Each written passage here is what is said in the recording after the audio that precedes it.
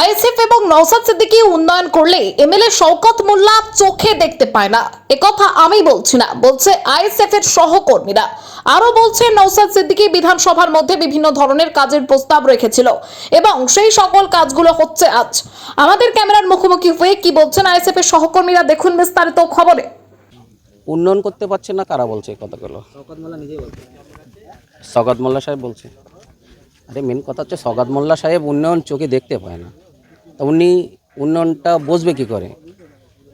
নওশাদ সিদ্দিকী ভাইজান ওনার নেতৃত্বে ভাঙড়ে নালি একাধিক কমসে কম 10টা-13টা অঞ্চলে 250 থেকে 300 অধিক কাছাকাছি টাওয়ার লাইট বসেছে। টাওয়ার লাইটটা আপনারা দেখান, অন্তত শওকত মোল্লা সাহেব দেখুক একটু, কেন উনি তো চোখে ভালো দেখতে পায় না।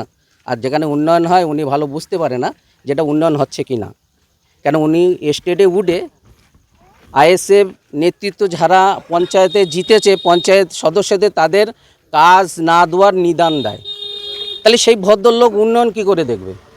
আর সেই লোক কোনো দিন নওশাদ সিদ্দিকী ভাইজানের উন্নয়ন কোনো দিন চোখে দেখতে পাবে না। সেই জন্য বলছি টাওয়ার লাইটটা অন্তত দেখান, উনি কালকের জন্য এই আপনাদের মাধ্যমে উনি দেখুক যে ভাঙড় বিধানসভার খোলে উন্নয়ন হচ্ছে। আর উনি কেন দেখতে পাচ্ছেন না সেটা আপনাদের মাধ্যমে আমি বলতে চাই, একটু ভালো করে উনি দেখে নেন। এমনই লাইট বসানো নিয়ে একেবারে ভাঙড় 1 নম্বর ব্লকে বিশাল একটা ঝামেলার সৃষ্টি হয়েছে এবং আহসান মোল্লা শওকত ঘনিষ্ঠ তিনি গিয়ে উন্নয়নে বাধা দিচ্ছে, কি বার্তা দেবেন? এবং এটা তো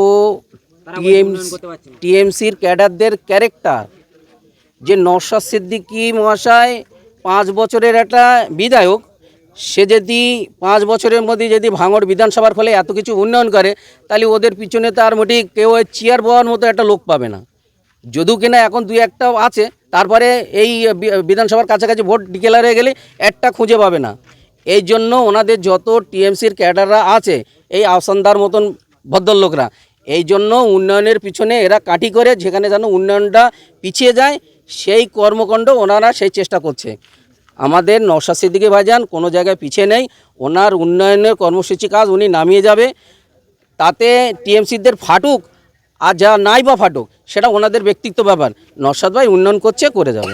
বসানো হলো নওশাদ সিদ্দিকী ভাইজানকে অসংখ্য ধন্যবাদ। আমাদের 167 নম্বর বুথে যে আমাদের এই একটা টাওয়ার লাইট দেওয়ার জন্য অসংখ্য ধন্যবাদ। কি বার্তা দেবেন যে এই যে ভাঙড়ে অভিযোগ উঠছে যে আইএসএফ কোনো উন্নয়ন করতে পারছে না, এত বড় সেটা আপনাদের মিডিয়ার মাধ্যমে দেখুক উন্নয়ন হচ্ছে না হচ্ছে। কি বার্তা দেবেন ক্লাবের পক্ষ থেকে এবং গ্রামবাসীরা? ক্লাবের পক্ষ থেকে তো আমরা সবাই খুশি, আমাদের গ্রামের সবাই খুশি। আপনারা কি আবেদন করেছিলেন? হ্যাঁ, আমরা আবেদন করেছিলাম। আবেদন করার পরে কি কাজ হয়েছে? হ্যাঁ, আবেদন করে আমাদের 1 সপ্তাহের মধ্যে আমাদের লাইট দিয়ে দিয়েছে। কোন পার্টির পক্ষ থেকে আপনারা? ISF, Indian secular party. কোন বিধানসভা? ভাঙড় বিধানসভা। কি বার্তা দেবেন? ভাঙড়ে কি উন্নয়ন হবে আইএসএফ থাকলে? অবশ্যই। ক্লাবের সদস্য হিসেবে কি বার্তা দেবেন? অবশ্যই উন্নয়ন হবে। কি বলবেন এই যে সামনে বিধানসভা ভোট, আর তার আগে এই যেভাবে উন্নয়নে একেবারে ভরিয়ে তুলছে ভাঙড় বিধানসভা, কি বার্তা দিতে চাইছেন? নওশাদ সিদ্দিকী ভাইজান কাজ করতে চাচ্ছে, ওরা কাজ করতে দিচ্ছে না। তা যতটা পারে নওশাদ সিদ্দিকী কাজ করছে, সেটা আপনাদের মিডিয়া আপনারা দেখুন। একটা লাইট আছে, প্রত্যেক বুথে এরকম লাইট দিয়েছে।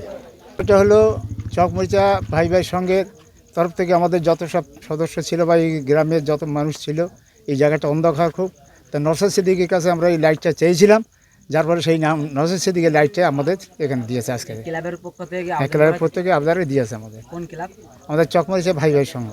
কি বলবেন যে ভাঙড়ে যখনই এই সামনেই ভোট, তার আগে একাধিক অভিযোগ উঠছে নওশাদ সিদ্দিকীর উপরে যে উন্নয়ন করতে পারছে না, এবং আপনাদের একটা অরাজনৈতিক একেবারে ক্লাবে একটা লাইট লাগানো হলো, কি বার্তা দেবেন আপনারা মুরব্বী হিসাবে গ্রামবাসী? আমাদের নওশাদ সিদ্দিকী আমাদের এই পর্যন্ত বিরোধী পক্ষ যা ছিল তারা তো কোনো কাজ করতে দিল না।